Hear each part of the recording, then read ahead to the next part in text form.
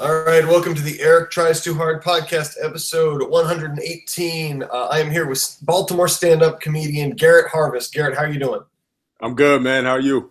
I'm pretty good, pretty beat, end of the week, but I'm good to just fucking relax for a minute. Thanks so much for coming on. Since I've been doing stand-up in Baltimore for the last couple months, and I have to say you are you've been doing stand-up as far as comedians I've had on. You are my whatever most. How long have you been doing stand-up? 5 months now.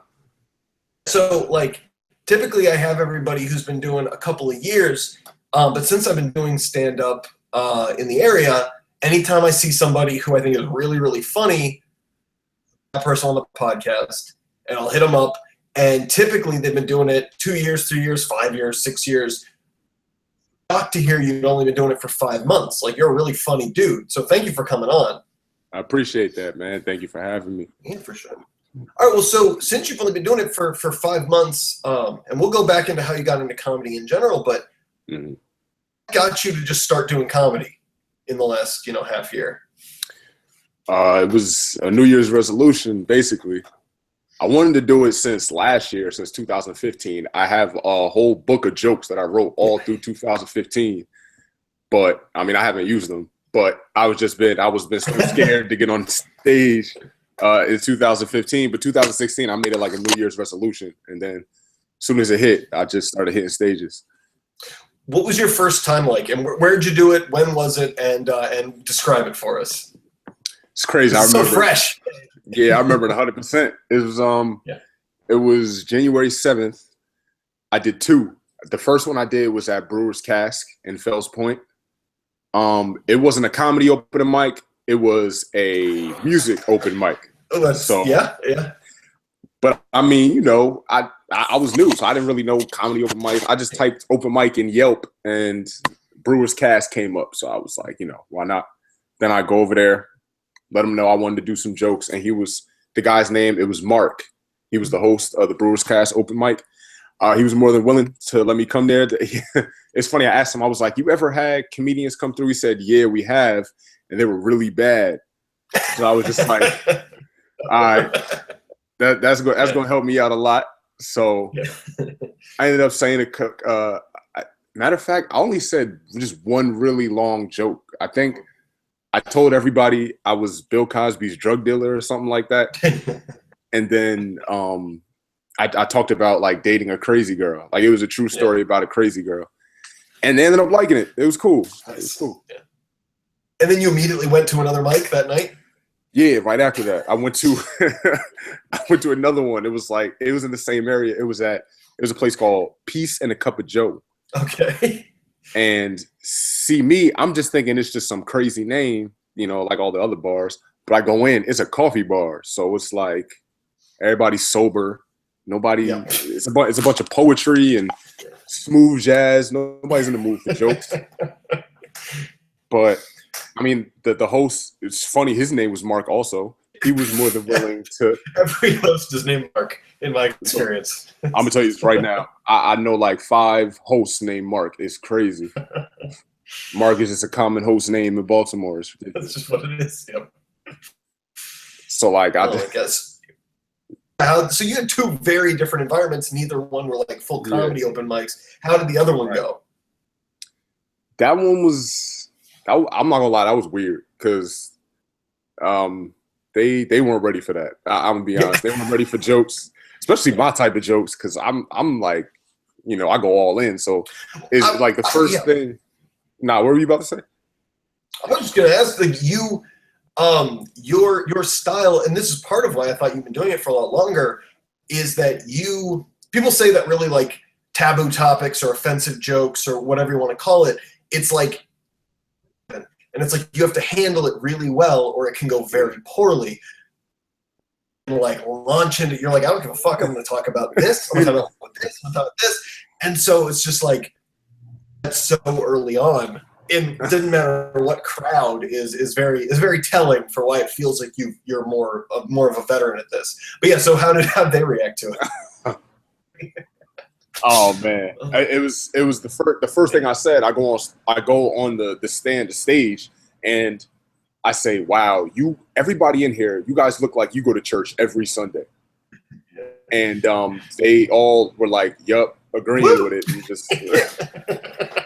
and I was like, man, I don't even know. So then I started talking about the crazy girl.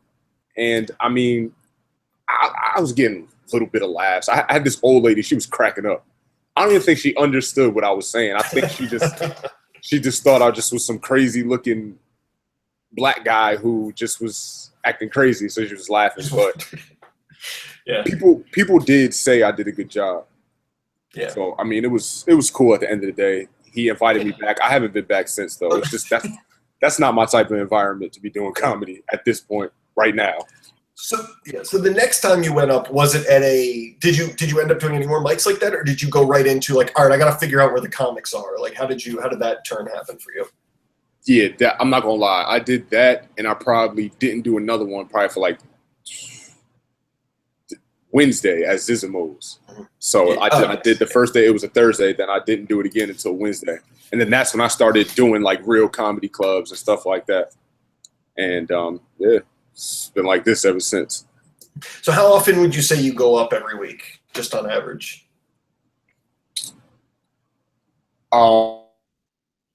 Well, for the playoffs are on right now, so I have not been going up as much. I'm not gonna. Dude, no one's gonna call you on it. So how often do you usually go up? I totally get that, though. Yeah. But like probably 3-4 times a week. Yeah, and that's what's crazy about this area is that between Baltimore, especially and DC for that matter, but like include DC and you're in Baltimore and Maryland, there's like 7 mics a week. Like, it's crazy how much opportunity there is to do stand-up around here. But yeah, no, that's a bunch. Like, that's what usually when I have people on from New York or LA, that's what they're talking. I mean, New York people do it a million times because there's so many mics, but they're only getting like 2 minutes a night. Yeah, it's the same. Okay, so going way back, what got you into comedy in the first place, of stand-up or otherwise? Like, what was that first moment where you kind of hit you where you're like, this art form is something different. This speaks to me in a way. Well, I knew back in middle school I won the superlative for funniest, so I knew like I was a funny guy, just a naturally funny guy. Such a dichotomy that I keep seeing with all these comics. It's the people who are clearly funny. How do I turn this to a stage thing? And there are people who are like, I'm not naturally funny, but I write jokes. And it's like really cool to see all that come together. So you're a funny guy. Okay, cool. All right, keep going. Sorry. See, the good thing about that is also, like, as I got into high school, I became an artistic guy too. You know, taking a lot of art classes and just being on a computer a lot and, you know, making videos and things like that. So I actually developed good writing skills as well. Now it was just as I got older, I got known, especially in college, I got known to my friends as the guy who would like go there, like say the you know, the savage talker. You know, it's kind of hard to explain. Like, I wasn't out there being a super asshole, but I was just like saying those things that guys were too afraid to say out loud. Yeah. Oh yeah. So I was just I was told that a lot. Well, this is almost like perfect timing because you're 26, right? Yeah. Because we actually, it was really cool. Like, because the last open mic I did, I was sitting with you and somebody else at the table, and I don't know if, I mean, you guys seem to know each other, but it was like we all kind of said our ages, but also said how long we've been doing stand up, and it was nice because I was like, oh shit, this is the first time I'm surrounded by people who've been doing it under a year. Exactly. Like, it's like, oh, we can relax. Right. We can just be like, oh, we're all figuring this shit out. But I think that makes sense for you because you write jokes. Everyone I've had on this podcast who I really like locally or otherwise, it's because the jokes that they're telling are like, there's so many just funny people out there. The people who like really captivate me are ones who write jokes. That makes perfect sense that you kind of had that. So what happened so if you're naturally funny growing up, you kind of come into your own in college, both artistically and as a funny guy.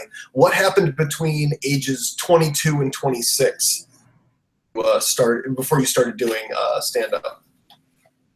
Well, it's funny that you asked that. I was I graduated from Morgan State, so I got a degree in physical education. So what I started doing is I started teaching. I was a phys ed teacher at a Baltimore City school. And then I eventually started, I was a director for a before and after school program. Oh. But then that went left. So then Yeah. it was kind of like, I don't even have to explain that. You already know what that means. It went left. So then I was like, okay, a fresh start. What do I really want to do? Like, what am I good at? What have I always dreamed of doing? And it's just like, I'm good at making people laugh. I love to see people smile, have a good time. I love having a good time. Why not get into comedy? Yeah. And then eventually turn that into entertainment and just bless the world with my talent. See, that's the confidence you need. But like, that's dude, that's so funny. It was so, of all the comics I know, like, who are like newer comics that I've been meeting, those are teachers. Like, that's what's insane. I did notice that a lot. Like, that's absurd. I have a full-time job in the psych field where I work with kids. My whole background, and I teach childcare. Okay.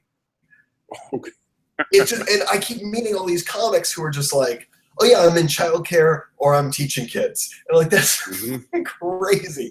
And I think that does go hand in hand with the performance aspect, at least. Right. Because when you are like, teaching and comedy are the two things where you're essentially performing in front of a crowd, but you're also interacting with the crowd. Anywhere else like you interact with stand-up, except for teaching. So I think that there has to be some kind of link there. You know? I never even thought so like that. That's crazy. Me either. Like, literally, every time I talk, that's why I love talking to comics. That's why I started this podcast. Comics. I wasn't even doing stand-up. I didn't even think about doing stand-up. Because all this like really cool shit comes from just comics hanging out. You're getting into comedy. How has it been going for you? Or did you have a slow start and then you worked through it, or have you kind of been able to coast? And either way, how is it going now? And like, what are your kind of immediate plans for the future? It's been going good as far as, you know, just building new relationships and, you know, getting successful jokes out there. It's been doing good. What I plan to do, eventually find my own venue. I want to end up hosting my own type of open mic show, and I got a TV show I'm writing, and it's a lot. I might be thinking about doing a little bit too much at one time, but I do. That's good. At the end of the day, I just don't want it to be stand-up. I want it to be just entertainment, period, because like a lot of the jokes that I do write, I also write skits for them, and like, because I want to use it as much as I could, because I don't want to just keep. I do a lot of new jokes, but I don't just want to keep throwing new stuff out there and using it and abusing it. I want to be able to capitalize on the funny stuff that I have and take it as far as I could. Yeah, so. Absolutely. Well, that's something I keep as I got into stand-up. So a little differently than you. You were like, all right, I've got this opening, I've got this chance to start new. For me, it was like, okay, I bought a house, I got married, I had a kid, and so I'm like, all right, all of my options are completely limited. What else can I do? And so for me, I freak out about stand-up because I want to do well. I just want to be good at it. It's something I've admired forever. But man, like, so when I go to open mics or when I'm just prepping jokes, my whole thing is just like, I just want to be good at it. Right. Just for me, but I want to make people laugh. But like, sometimes I'll like freak out about it, and then all of a sudden I realize I'm like, dude, comedy than just stand-up. And every time I look up like all famous comedians' advice on doing stand-up, it's always, yeah, do stand-up. You need to be writing scripts. You need to be writing jokes. You need to be writing everything you can, because that's how you're actually going to support yourself. That's how you're going to turn your whatever into a life where comedy sustains you. I know comics who like they only do comedy, but for like maybe 3 months here, 3 months there, they have to be blogging full time for some comedy website, because that's how they stay afloat while they're waiting for shows to kick in. And so Right. it's really cool that you're working on a pilot and that you have those aspirations and that you're looking like, how do I turn these jokes that work into something bigger, into something Right. the next thing. Yeah. So what was the first stand-up special that you truly, truly loved that you watched? Doesn't have to be the first. Something. Man. Damn. This is gonna be weird. This is gonna be crazy. Like you're probably never gonna expect this. But I don't know the name of it, but it was a Mitch Hedberg special. Was it the Comedy Central Presents or was it one of his other specials? It was that one. It was that one. The one where he kept walking to the back of the stage and stuff like that. Yep. Just people. That's nuts. Yep. He's just like, he's a genius. Like to me, he's like the one-liner king when it comes to jokes. Just his one-liners are ridiculous. And it was like addicting just watching all his stuff. So yeah, that was one of my favorites. And man, I completely agree. That one's amazing. Did you ever see the uncut version that's like an hour long? See that? Okay. It's like whatever version's on YouTube, that's the one I want. So I know the 22-minute version is the one that like got released, but like this is back you're only a couple years younger than me, but like the actual CD of Mitch Altogether, I think it was Mitch Altogether, and it came with a DVD of the Comedy Central special, but it was uncut. And Comedy Central used to do that, and this is long, and he bombed the whole time during that special. And they went back, and because he did all this new stuff, and the crowd sucked. In fact, do you have Brennan? He's Neil Brennan's older brother, who's also a stand-up. Not by name. Basically, like, he has a podcast now that in the last couple months blew up, but like outside of New York, nobody really knew who he was, other than he's Neil Brennan's brother. But he did the same show as Mitch Hedberg. They taped him back to back, and he had just talked about it. He was like, "Yeah, Mitch bombed the whole time." They went in, they just took the jokes of his that worked, and then used the audience reactions and cut it with the best jokes that bombed, with like the audience clapping and laughing, and then it was amazing because the jokes were good. The audience just sucked. He was like, "I went up too and I bombed. It was terrible. They sucked." But like that just goes to show how the faith that Comedy Central and he himself had, where they were like, "This is a genius. This audience sucked. Let's make it so like the special looks." It was, like you said, it was amazing. Yeah, that's one of the his coolest jokes. Specials.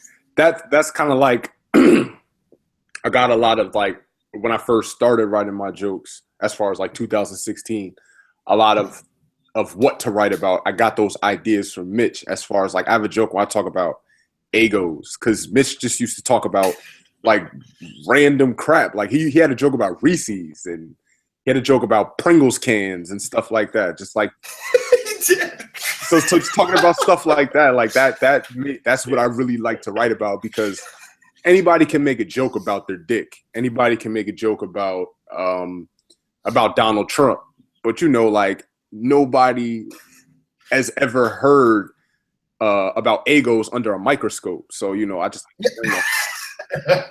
Also, your dick and Donald Trump are hands down. That's like 50% of open mic jokes that I've heard in the last. I'm not gonna lie. I have my fair share of them, because it's all over the place. You can't help but have an opinion, but like I try to not talk about that stuff. I try my best not to. Yeah. So. Yeah, definitely. So something that just in the brief conversation we had last week at the open mic, you had mentioned you were I don't know if this is a new thing you've been doing or this is how you usually do it, but you just would like come up with topics and then you'd go, all right, I'm gonna write a million jokes about that topic. That way. Something you've always done or something you've just been trying to see what happens? Just I'm probably started like a month ago. I used to have just like a billion notebooks, just a notebook for every different thing, and I'm just writing long sentences and stuff like that.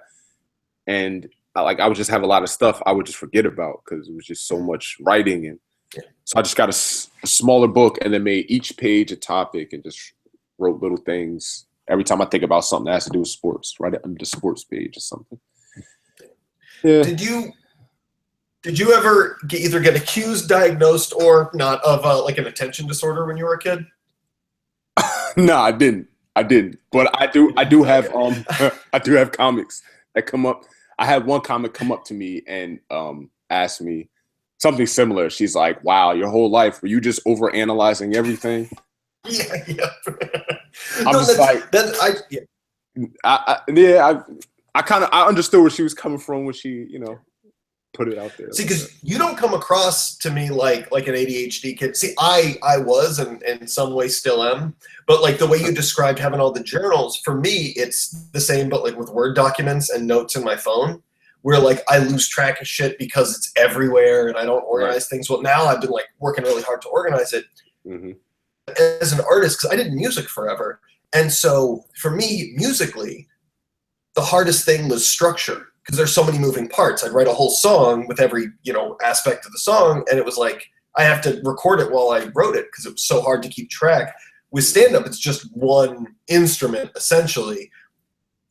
So writing all these jokes, for me, it's like, okay, just keep it organized. And the other thing with the ADHD stuff is you always have a flight of ideas, and it's like, okay, what's the next idea? And so it sounds like you have the strengths of that without the weaknesses, which is nice. Right. With the topics, I totally agree, and I think a lot of comedians would do well to. I always felt like jokes were the easy part. It's easy to be funny in the world because the rest of the world is your straight man. The rest of your world is pitching you concepts. You just have to make the joke in class, at work, at a party, wherever you are. Once I started writing like for stage, I was like, oh shit, this is hard because you have to come up with the setup. Right. A whole other animal. And coming up with the topics is really helpful. I was fortunate enough through another like writing gig that I have to get invited into a very small like part of Funny or Die's website, like a pitch group for these articles they're writing, and basically just give you topics, and they're like, here, write jokes about this, write, and hundreds of them. And it's the coolest thing because it's just like anytime, I don't get bits out of them, but anytime juice is flowing, like just get my brain working in that sense, I'll flip through and go, all right, I'll make some jokes about this. I'll make some jokes about this. And it sounds like what you're doing is kind of that in a microcosm where you're just like, here's all the topics. These are the jokes. The act, something very useful that comedians haven't necessarily put together yet. Really solid joke. Have you noticed a difference between the writing since you've been doing that? Yeah.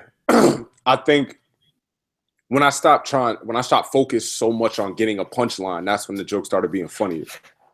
Because I'm just talking, just regular talking. Yeah, absolutely. That's the podcasting, because I did this for years before I started stand-up. The two biggest things is, one, I was like, oh shit, it's more important to be interesting than it is funny. Right. By far. Like, that's crazy how much of a difference that is. You watch, like, there are certain like comedians who you can watch and be like, oh shit, I haven't laughed in a while, but I'm completely fixed on this. Mm-hmm. Like, you can't even, and on top of that, just the weird neurology thing, but like, apparently, just in conversation, a different part of your language center lights up on an MRI than when you write. Everything down, and then you repeat it, it sounds weird. Like you just described, when you're just kind of talking about it, it comes out as much more natural, which also could definitely help with that. Yep. So, okay, so you are not from Maryland, right? You said you're from New Jersey? Yep, born and raised New Jersey. And you moved here for college, or? Yeah, moved here back in 2009 and been living here ever since. What made you stay after school? Just a job, or? That's what it was. I had a job right out of college, so I just stay here and work. Yeah. Okay, so wait, so you got out in 13. Okay, I guess the economy had somewhat recovered then. I got out of college in 2008. Like, I literally got my job like 2 months before the economy imploded, and so I was just like, all right, just stay put. I was like, I got a job at the place that I interned like and coached basketball at, so it was all good. Yeah.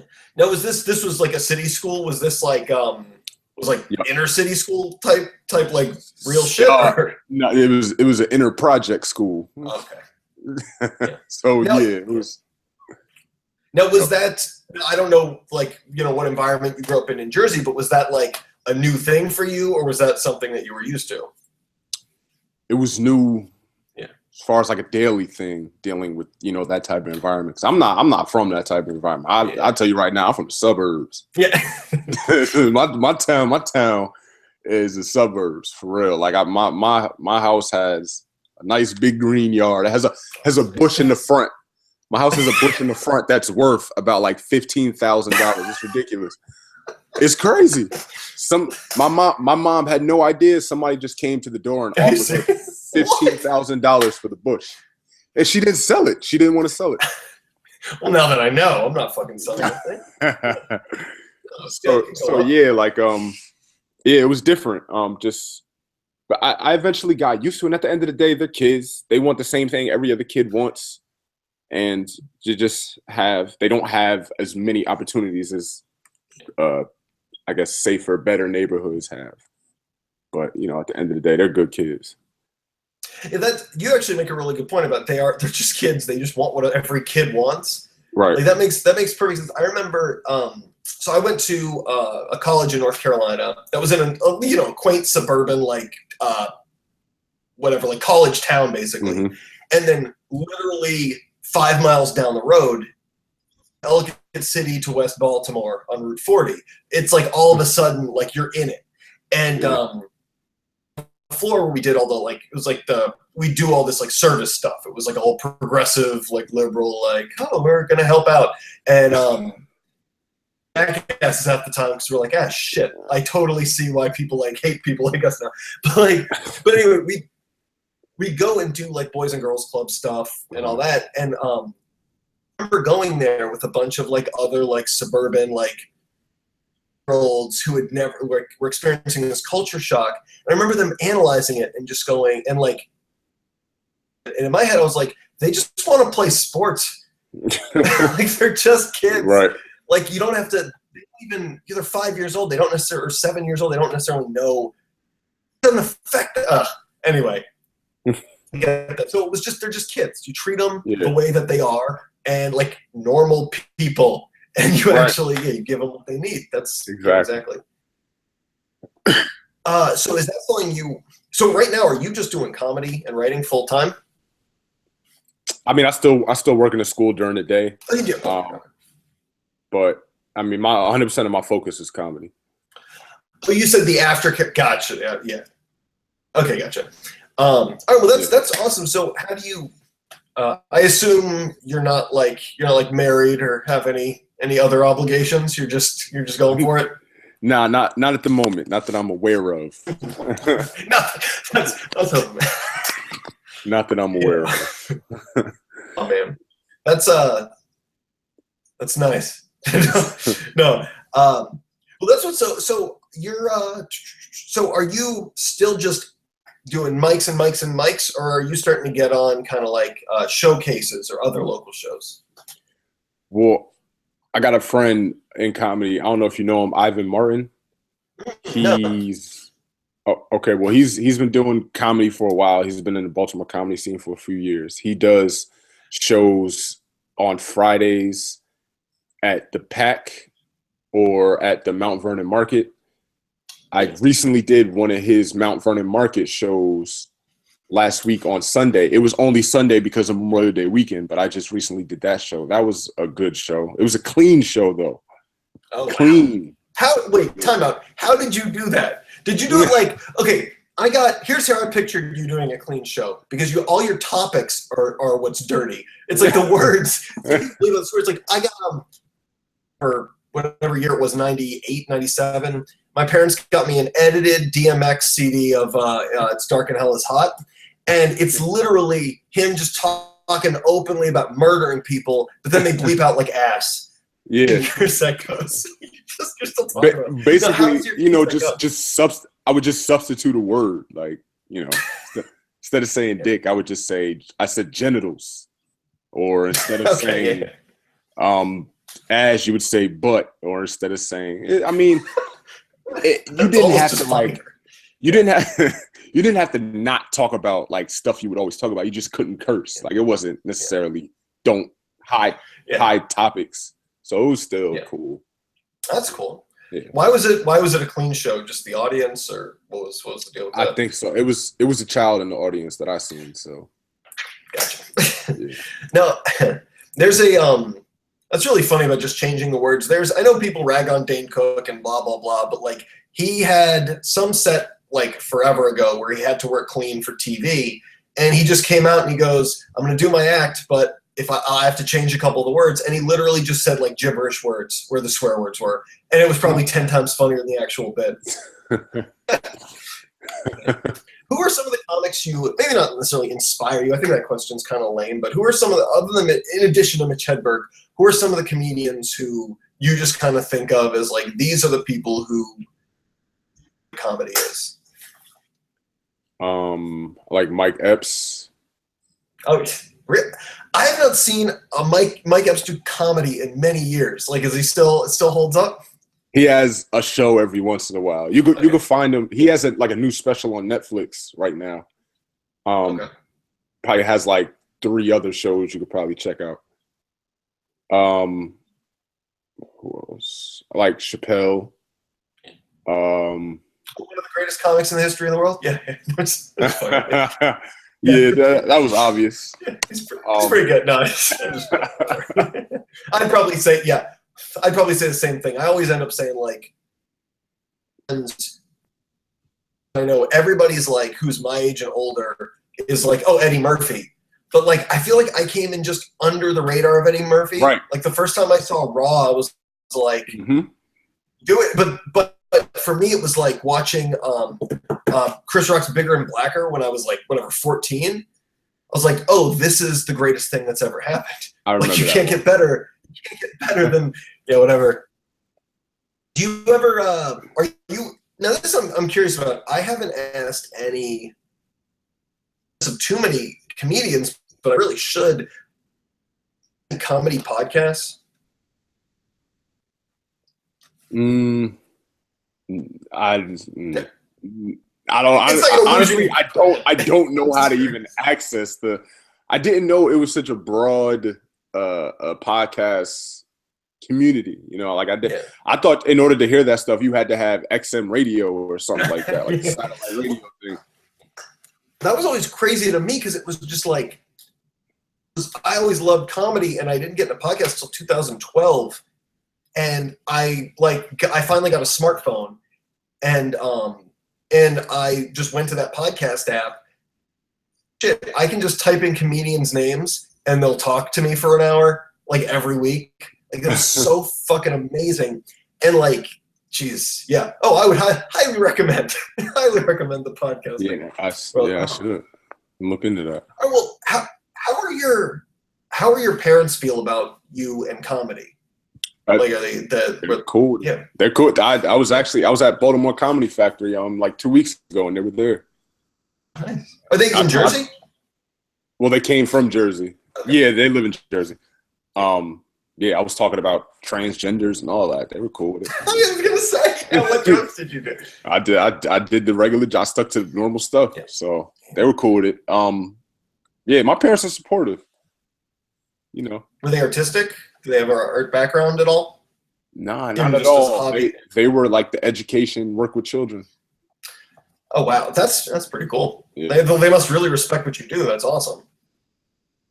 I don't know about respect, but they like it. That's for any listener viewers in the future when I post this up. If I might have said, I think I might have even said this last week, but I don't give a shit. I'm talking to you right now. It doesn't matter. My dad's a musician. Like he's actually the label now is kind of dead, but like his big like solo stuff he started out as was smooth jazz. So I laughed really hard when you mentioned that. But he's a famous jazz musician.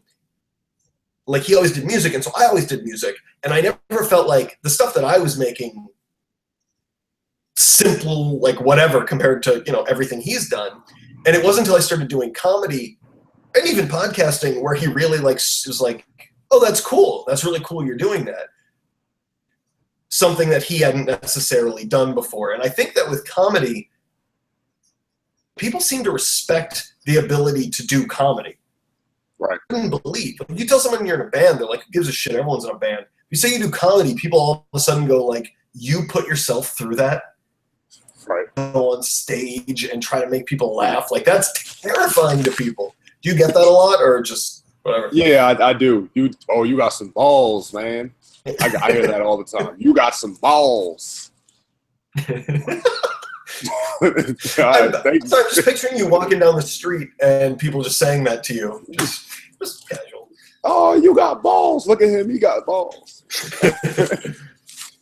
Oh, but yeah, it's cool. I mean, I appreciate it, but, you know, it's just, I don't even look at it like that. I don't look at it as just like getting up balls.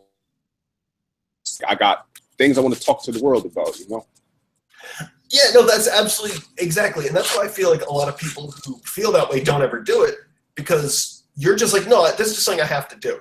I have to say these things. Yeah. Or else that's what, dude, my wife probably likes me 10 times more since I started the podcast, and especially since I'm doing comedy, because like all the dumb fucking jokes and ideas that I would tell her and just unload on her, now I just do it in the ether, and she doesn't have to hear all that shit as much. And I'm just like, because I literally, if I think of a joke in any capacity, my head's going to explode if I don't say it out loud to somebody.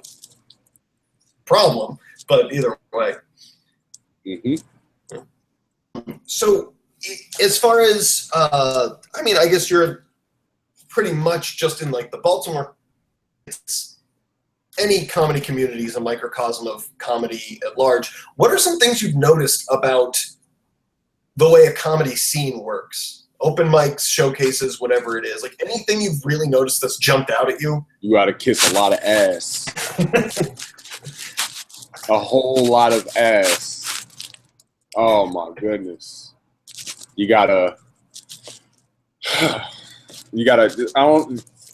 kiss ass. You gotta be friends with everybody. You could be funny as hell, but if you're not friends with everybody, it's no point.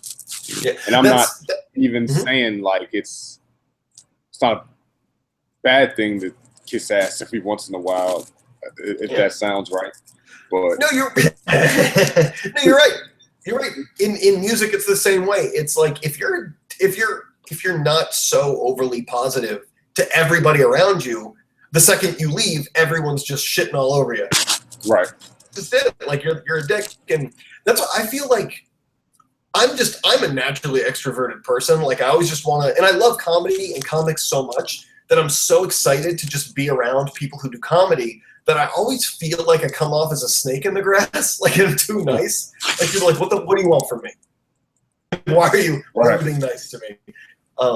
But you're absolutely right about that. And I come to a crossroads. It definitely happened in music where I was like, I'm sick of fucking kissing people's asses when I know everyone's, shitting all over you behind your back for bullshit anyway.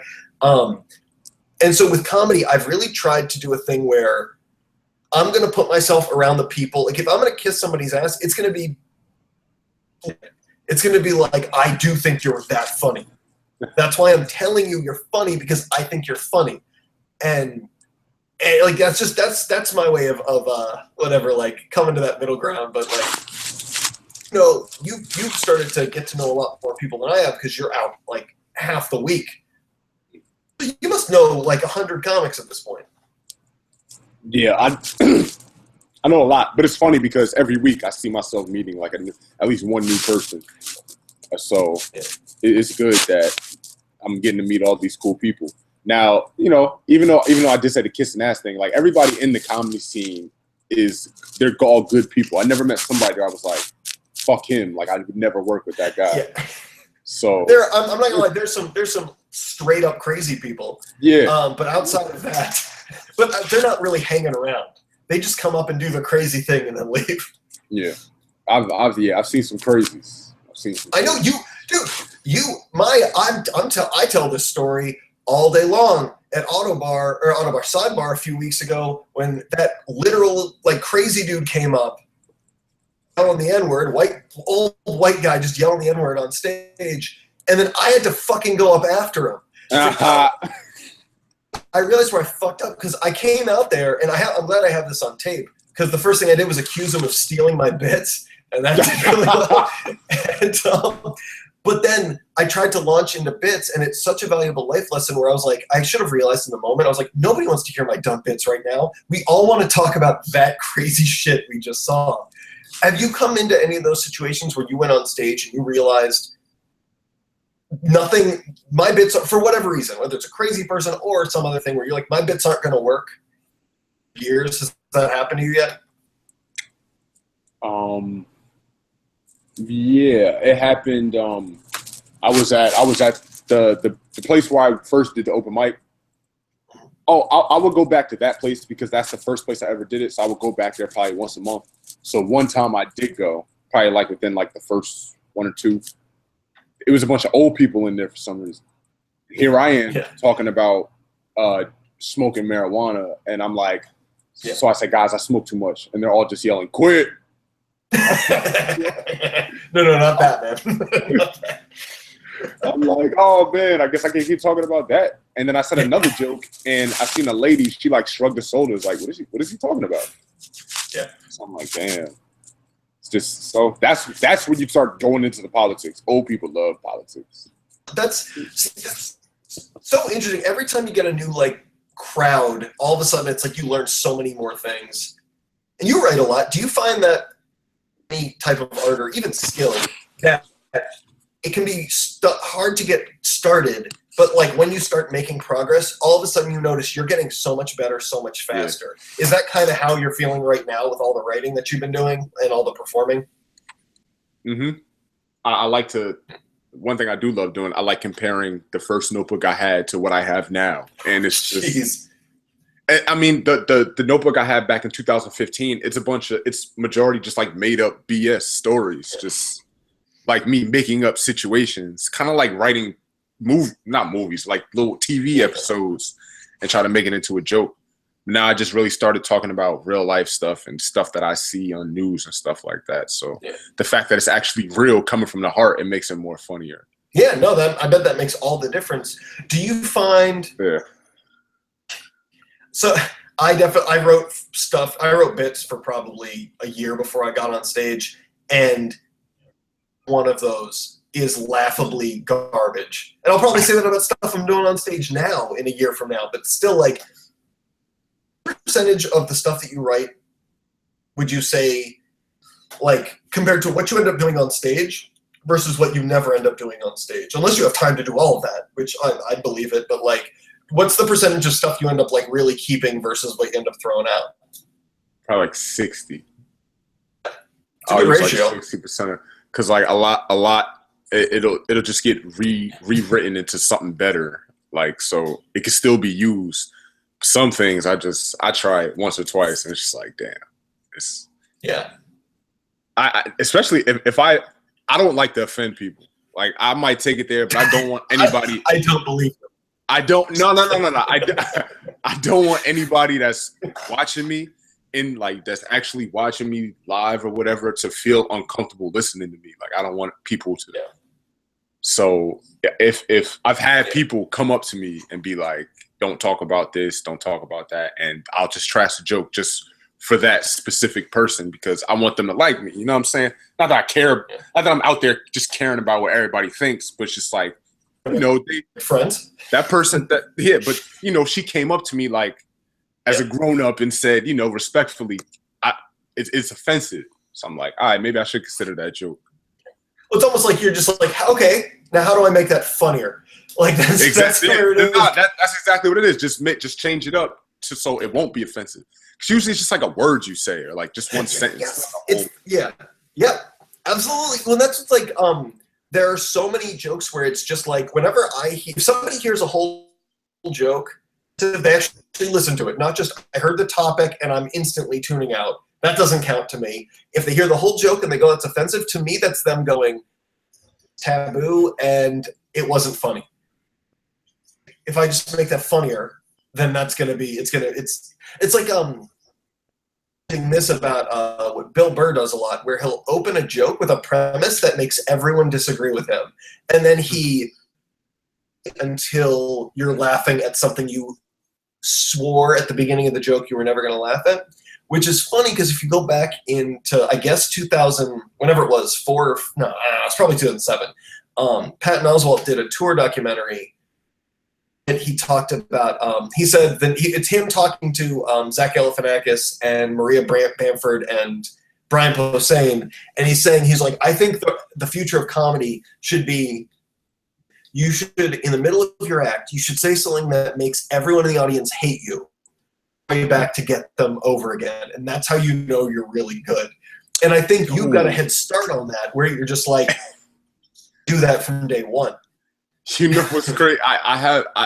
It's a joke. I'm gonna try tonight at Zizimo's, and Zizimo's is the perfect crowd because they're all like real uppity, you know, like real sensitive. That's a real sensitive crowd. I'm not even gonna lie. That crowd is sensitive. So I'm gonna jump off that fucking diving board, man. And I'm bringing it right back. I hope it goes well too, because you can really offend some people there. I don't know, like you can really piss some people off. Oh man. I've done Zizimo's once. I'm gonna do it. It's weird. Like I'm gonna start doing it more often. I really like that place. But like, I remember when I did it, it was a great crowd. But it was like you're absolutely right about that, because I definitely like changed my setup halfway through the night, where I was like, oh, okay, this joke about like liberal politics is gonna work a lot better than this joke making fun of being married. Like that's like, it's like these they want to hear more like, you know, whatever stuff they agree with, which isn't necessarily a bad thing. I was always a Daily Show fan. Like that's pretty much like what that is. That's a cool, like that's interesting when you're reading those crowds. Do you find, are there any you can get that if you want. I can edit. You can hear that? If that's an emergency. I'm like, who is calling me, man? Nah, I'll call them back. Right. Well, like, have you found? Okay, so let me ask you: how often do you do Wits End every week? I feel like I see you there every time I'm there. Yeah, I've been doing that every week, probably for like 2 months now. Do you notice that the crowd? Well, them and Sidebar, like everyone's on both that place and Sidebar, will have a crowd that's so clearly like, I'll know it's like, oh shit, I have to tell short jokes that are like either borderline offensive or just like. Really, I don't want to say lowbrow because that's insulting, but you know, it's like it can be a highbrow joke, but it has to end in my dick something. Like, do you ever notice? Right? Have you noticed? Yeah, yeah. It's like that's where it has to come from. Just have like, you ever noticed? Oh God, nah, you go ahead. I'm just agreeing with what you're saying as far as like ending with the dick. That's Well, so there's because you know Camilo, who's a really funny guy. Bar. It was actually the first night I ever, like, it was probably my sixth time doing comedy. It was my first night. I did really well. Just like got rolling laughter for most of my set. I was like, holy shit, this is amazing. And that feels good. And that's happened for me maybe 4 times ever. Like that was the first. But so kind of dead at the time, at the very beginning, this is like hours before I went up. And Camilo goes up and he just walks up to the mic, big sigh, everyone's been bombing all night, and he just goes, everyone on Jeopardy is a pussy. And the crowd lost their mind. And he just ran with it. And it was like, and then other comics you could see, like Mark, who came up because he was hosting, like switched up his set completely. And I'm sure he even just did this automatically because he knows, you know, comedy and crowds so well. But like he just started like doing that kind of humor, and it was working so well. Yeah. But it was like, oh, okay, that's the vibe of the crowd. Have you ever had a situation? Do this, I imagine. You ever had a situation where you just go, I have to, based on the crowd, or do you just say, no, fuck it, I'm just doing what I was gonna do? I'm starting to do the cherry pick thing. I used to just be like, go out there, say whatever joke I have on, but now I'm trying to like get certain set lists set in my head that if I realize the crowd is a certain way or a certain type of demographic, I might change it up. And now that I think about it, like you got to be some type of racist to be able to do that. Like, no, dude, that's so funny. Well, that's when you start like that's when you start bordering on the whole thing where you're just like, oh, okay, I can generalize because it's beneficial to my act. It's like, you're going to have a better night if I generalize. And granted, you can also generalize based on what people are laughing at. So you're just like, you can generalize senses of humor. But, you're absolutely right. I'll just take one look and I'll be like, everyone here has like a shirt on about being a vegan. Like, yeah. I can extrapolate the kind of humor you want to hear and what you don't want to hear. And figure out, like, okay, what can I do that? Yeah. And I made a nice little joke for a vegan crowd. I cannot wait. Oh man, here's the one I tried. That was the one I tried at Wits. Oh, yeah. I changed it up a little bit, so I'm gonna hit him with that one. Nice. Well, you made me again this past Tuesday. You made me feel so much better because halfway through my set, I had all these jokes I wanted to tell, the last two, and I just blanked on what they were. And I was proud of myself because I stalled the right way. Had I thought of the joke, I would have been able to go into it, but I never did, so I just went into other shit. Yeah. And I felt so bad because I was like, that shit wasn't ready. Like, I totally bombed. I suck. Everything sucks. I'm the worst, whatever. And then I wanted to just go around telling everyone I could, like, I forgot what jokes I was going to do. Please don't. Even no one was thinking about me. They were thinking about their own fucking set. And then you just were like, yeah, I switched up a joke. I had to do it. I was like, me too. Thank you for saying. Oh my god. Yeah, you'd be surprised. It's common, man. It's common. A lot of, especially like you said, we're all new, and it's gonna happen. I go blank so many goddamn times, but it's that awkwardness that like makes people laugh regardless. So. Yeah, no, dude, the amount of times I have gotten laughs because I forgot, not because I forgot a line, but because my pacing was better because I forgot a line. Like, I stopped to think about it and actually, let me ask you about that then. Because you've done it so much now. You've been on stage so much. I imagine you've kind of worked some of this stuff out. And I've seen you've definitely worked some of this stuff out. Have you ever had a point where, like, giving the audience enough time to laugh at your joke? Like, yeah. Once I start using a joke too much, that works. It becomes like it's like I'm rapping now. Like I'm rapping a song. Like I'm not even. I'm just going along with the motions of the words. Like it's just like. So that's why, like, once I get that joke, I throw it in the back and I just keep focusing on new ones. So, like, it's not. It's kind of always a new joke to me because I didn't say it all the time. Mm-hmm. You know? Yeah, like a rotation kind of. Yeah, absolutely. That's what I've ended up trying to, because I can only go up at max twice a week. And so, like, I've been kind of going on a rotation where I'm just like, for the next 4 open mics I do, we'll be focusing on, I'll maybe write 15 minutes and try to whittle down that, like, do that 15 and keep doing stuff that kind of works, whittle it down to the point where that 15 turns into, like, a really tight 5.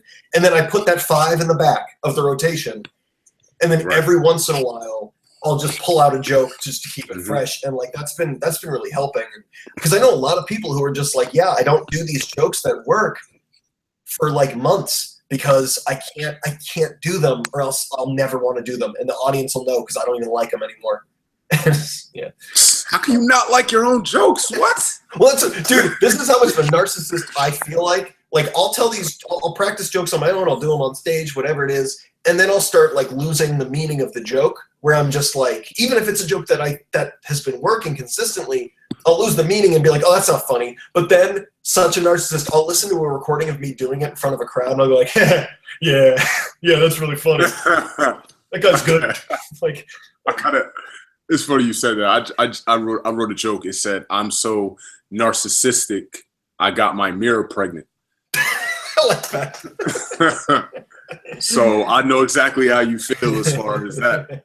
Like, sometimes I'm on stage, I'll say a joke, and I'll just, like, the punchline or the ending of the joke will be said with such confidence, I won't get anybody laughing, and I'll just be, like, disappointed. Why aren't y'all laughing? This is funny. It's funny to me. Why? By the way, that's when you get a mirror pregnant. That's how you get funhouse mirrors. I don't know if you knew that.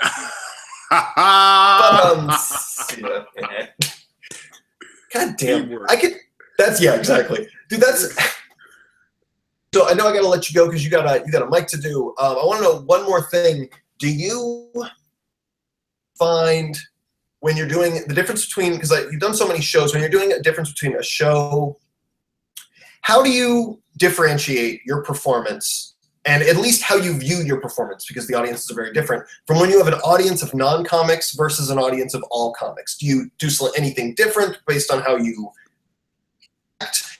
And do you kind of view like the results you get differently? Like, oh, okay, I didn't get as many laughs at the all comic crowd, but that just as good as getting more laughs. How do you kind of perceive that difference? If I don't get laughs from a comic crowd, I'm not like, that doesn't really affect me using the joke, because at the end of the day, they're like, they might be thinking about, you know, what they're gonna say, or they're like, you know, they're comics. They're not gonna just laugh at everything every 5 seconds, every day. I understand that. But if I do get a crowd of comics laughing, I take that like that works. Like that's really good to me. Because totally agree. Because of why they don't laugh. So making them laugh is like, dude, that's amazing. Yeah, anytime I have a big like, I used to just go like, okay, if the premise, if the premise of in the first punchline work, I'm keeping that joke.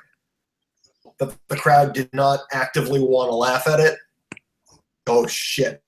And when you have like any kind of like when you start building momentum with all comics in a joke, you're just like, holy shit. The first time I did a crowd for non-comics, I was doing jokes that would get like 5 jokes in 30 seconds, basically 5 laugh points, and comics would laugh at maybe one of them. I was getting laughs at literally everything I said.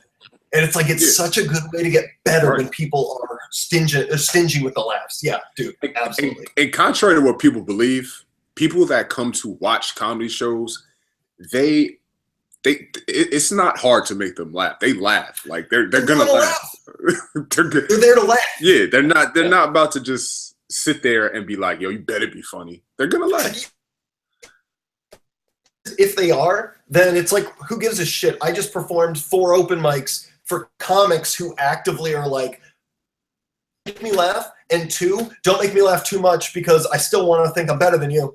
Like, which is, I mean, that's human nature. Like, let's be honest. Yeah. It's that's why it blows my mind when anybody complains about, oh, I hate doing open mics with all comics because nobody laughs. It's like, it's my self-esteem.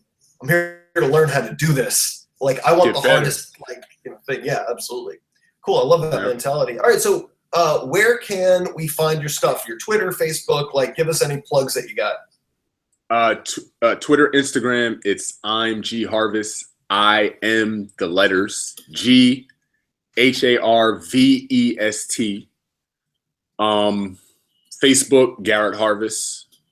I put my name on everything. So, but that's mainly what I use: Instagram, Facebook, Twitter. You on Twitter now? Awesome. Oh, I love your picture. That's sick. All right, cool. So, you, Garrett, too, but you, the listener, can find this podcast on iTunes and at erictriestohard.com. Tries Too Hard, and I guess, when am I going to put this out? I'm going to put this up early next week, so it'll probably be announced by then. I'm putting on my first comedy show at the Auto Bar downstairs, which is way too big of a room, so please come out and fill it shit up. And other comics. I've confirmed everybody, but you know what? I'm too scared because I want to get second confirmation. But Mike Moran is headlining. He's really funny, and everyone should love him. And yeah. All right, cool. Okay, anyway, Garrett, thank you so much for coming on. Funny. And I can't wait to do some mics with you. Yeah, absolutely. And believe me, as I get good, first off, good luck getting your own show. And when I start booking things regularly, you better bet your ass I want you on some show for real. For real. Thank you. I appreciate it. Have a good night. Have a good set. Thank you. You too, man. Have a good night. All right.